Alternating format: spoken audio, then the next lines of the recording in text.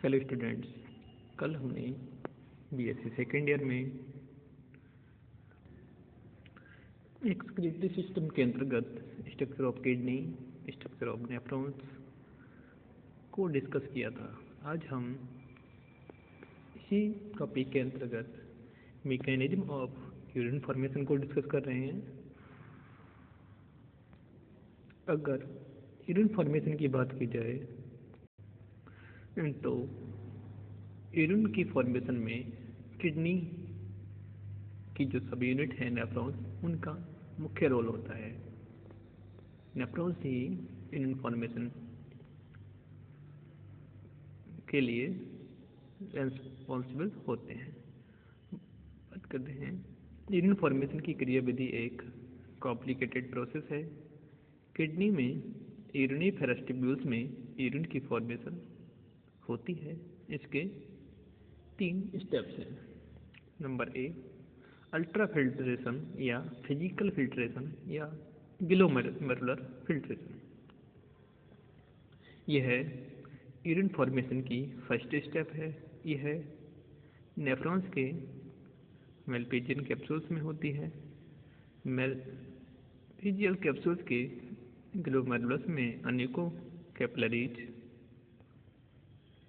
का एक जाल सा होता है। इसमें 10 से 15% ब्लड प्लाज्मा होता है। ग्लोमेरुलस में प्रोटीन को छोड़कर अन्य सभी पदार्थ आसानी से फिल्टर हो जाते हैं। फिल्ट्रेशन की विधि को सर्वप्रथम रिचर्ड्स तथा लुडविग ने 1924 में बताया। यह filtration pressure, glomerulus capsule pressure,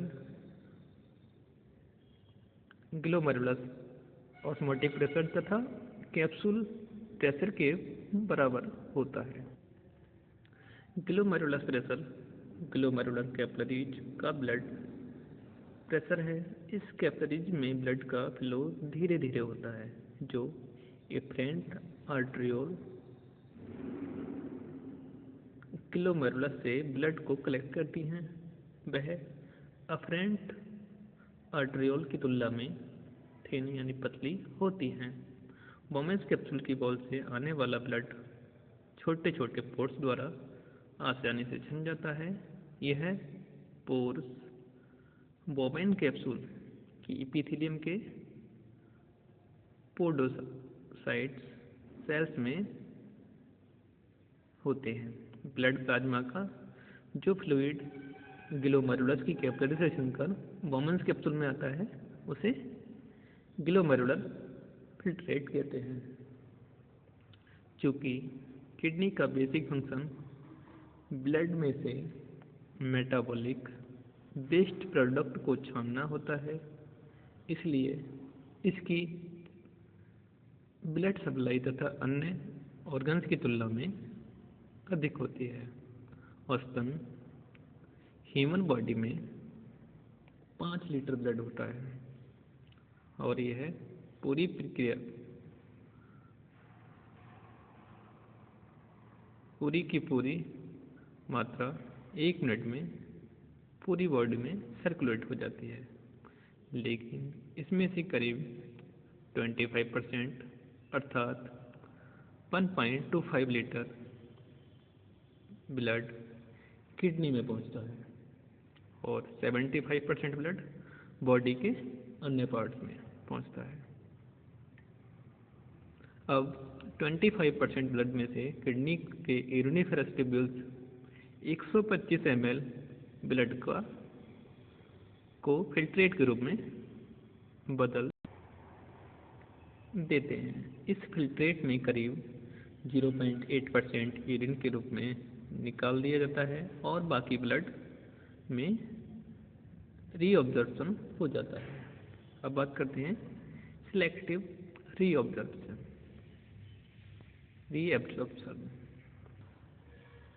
यह यूरिन फॉर्मेशन की सेकेंड स्टेप है। नेफ्रॉन में न केवल यूरिया बल्कि यूजफुल सब्सटेंस जैसे glucose, amino acid, inorganic salt, phosphorus ions, vitamin C आदि भी होते हैं और इन सब्सटेंस को प्लाज्मा से रिमूव कर दिया जाए तो हार्मफुल होगा। इसलिए यह ज़रूरी है कि यूजफुल सब्सटेंस को ब्लड के द्वारा रीएब्जॉर्ब कर लिया जाता है। नेफ्रिक फिल्ट्रेट से विभिन्न यूजफुल सब्सटेंस का रीएब्जॉर्प्शन यूरिनीफेरस ट्यूब्यूल्स के डिफरेंट रीजन में होता है।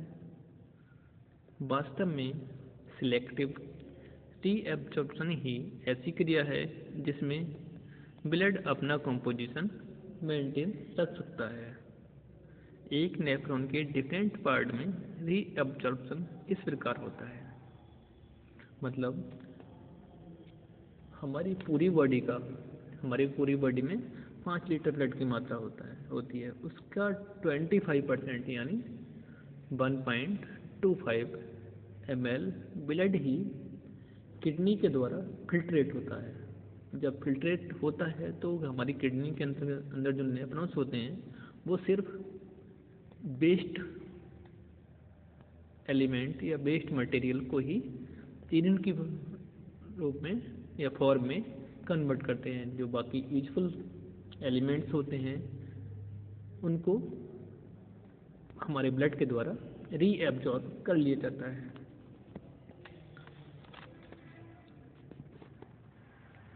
नेफ्रॉन के डिफरेंट पार्ट की बात की जाए तो इनमें पहला पॉइंट बोमेन्स कैप्सूल है। इस पार्ट में ग्लोमेरुलर फिल्ट्रेट बिल्कुल प्लाज्मा जैसा होता है। इसमें केवल प्रोटीन का अभाव होता है, इसलिए इसे प्रोटीन फ्री प्लाज्मा कहते हैं। मतलब बोमेन्स कैप्सूल में जब फिल्ट्रेशन का कार्य होता है तो उससे प्रोटीन को निकाल दिया जाता है। अब बात करते हैं पीसीटी यानी प्रोक्सिमल कॉन्वोल्यूटेड ट्यूब्यूल्स। इस पार्ट में माइक्रोबलाई की प्रेजेंस से इंटरनल सरफेस 20 टाइम्स बढ़ जाती है, इसलिए यह भाग रीएब्जॉर्प्शन के लिए मोस्ट सुटेबल माना जाता है। यहाँ पर फिल्ट्रेट का 65 से 80% तक ब्लड में रीएब्जॉर्प्शन कर लिया जाता है। Glucose, amino acids, vitamin, ketone, uric acid, chloride ion, sodium ion, potassium ion, phosphorus ion आदि डिफ्यूजन द्वारा रीएब्जॉर्ब कर लिए जाते हैं। अब बात करते हैं नेफ्रॉन्स की next part, loop of Henle's. Loop of Henle's के 3 पार्ट्स होते हैं। इनमें से descending limb thin wall water के लिए परमिएबल होती है, लेकिन सोडियम व अन्य सॉलिड के लिए परमिएबल नहीं होती। इसलिए फिल्ट्रेट जब इस पार्ट से गुजरता है तो ज़्यादा से ज़्यादा वाटर रीएब्जॉर्ब हो जाता है। अब बात करते हैं सेकेंड पार्ट, डीसीटी यानी डिस्टल कॉन्वोल्यूटेड ट्यूब्यूल्स। नेफ्रॉन्स के लूप ऑफ हेनलेज के थिन सेगमेंट्स में लगभग वही कंडीशन होती है जो डिसेंडिंग लिम्ब की होती है, लेकिन इसकी परमेबिलिटी डिफरेंट होती है। यह वाटर के लिए इम्परमिएबल व सोडियम क्लोराइड यानी NaCl के लिए परमिएबल होती है। यहाँ पर फिल्ट्रेट में से सोडियम व क्लोराइड आयंस डिफ्यूजन्स द्वारा निकलते हैं और इसमें यूरिया का कंसंट्रेशन कुछ अधिक होता है। अब बात करते हैं सीटी यानी collecting duct. Distal convoluted tubule से हाइपोऑस्मेटिक फिल्ट्रेट कलेक्टिंग डक्ट में पहुंचता है। इसकी परमिएबिलिटी भी डिफरेंट होती है। इस डक्ट से गुजरते समय फिल्ट्रेट से वाटर तथा यूरिया की कुछ मात्रा निकल जाती है। इसके बाद कलेक्टिंग डक्ट में पहुंचते ही फिल्ट्रेट यूरिन के रूप में या यूरिन का रूप ले लेता है। Next point, tubular secretion. यह यूरिन फॉर्मेशन की लास्ट स्टेज है। इसमें नेफ्री ट्यूब्यूल्स की ग्लोमेरुलर वॉल से कुछ एक्सट्रैक्ट एक्स्ट्रा मेटाबॉलिक वेस्ट का एक्सक्रीशन होता है जिन्हें नेफ्रिक फिल्ट्रेट में छोड़ दिया जाता है तथा बाद में यूरिन के साथ बाहर आ जाते हैं। नेफ्रॉन्स में जितनी भी यूरिन बनती है वह यूरेटर के द्वारा यूरिनरी ब्लैडर तथा तक पहुंचा दी जाती है। यूरिनरी ब्लैडर से यूरिन का डिस्चार्ज या मैच्योरेशन या यूरिनेशन कहलाता है। अब बात करते हैं यूरिन नॉर्मली यूरिन में 95% वाटर, 2% साल्ट जिसमें सोडियम, पोटेशियम, मैग्नीशियम के क्लोराइड तथा सल्फेट्स को इंक्लूड करते हैं, 2.6% यूरिया, 0.3% यूरिक एसिड तथा कुछ मात्रा में क्रिएटिन तथा अमोनिया भी होते हैं। यूरिन का कलर यूरोक्रोम के कारण हल्का येलो होता है। यूरोक्रोम हीमोग्लोबिन के टूटने पर बनने वाला बाई प्रोडक्ट है। नॉर्मली यूरिन स्लाइटली एसिडिक होती है। इसका पीएच 6 होता है। अगर यूरिन में प्रोटीन की मात्रा बढ़ जाए तो प्रोटीनूरिया या ग्लूकोज की मात्रा बढ़ने पे ग्लूकोसूरिया हो जाता है। Regulation of urine formation. Urine formation का रेगुलेशन निम्न प्रकार से संभव है। Number 1, nervous regulation. इस टाइप के रेगुलेशन में इम्पल्स सेंट्रल नर्वस सिस्टम से नर्व फाइबर के द्वारा किडनी के ब्लड वेसल्स तक ट्रांसमिट किए जाते हैं और उनके रीनल ब्लड का कंस्ट्रिक्शन या डायलेशन होता है। नेक्स्ट पॉइंट, एंडोक्राइनल रेगुलेशन या यूरिन फॉर्मेशन। यूरिन फॉर्मेशन का रेगुलेट करने के लिए कई हार्मोन्स हैं जो इस प्रकार हैं। Number 1, thyroxine hormone. यह यूरिन फॉर्मेशन को कंट्रोल करता है। यह यूरिनिफेरस ट्यूब्यूल्स में वाटर के रीएब्जॉर्प्शन का काम करता है। Next, aldosterone. यह हार्मोन एड्रिनल ग्लैंड के कॉर्टेक्स वाले भाग से आता है तथा यूरिन में सोडियम तथा पोटेशियम की मात्रा को रेगुलेट करता है। लास्ट, एडीएच और पिट्रोसिन या वैसोप्रेसिन हार्मोन। यह हार्मोन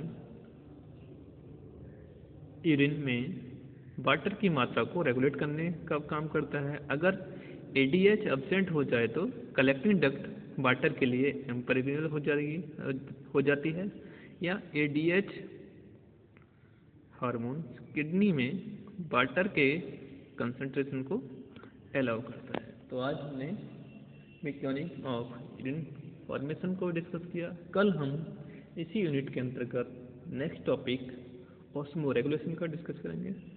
थैंक यू।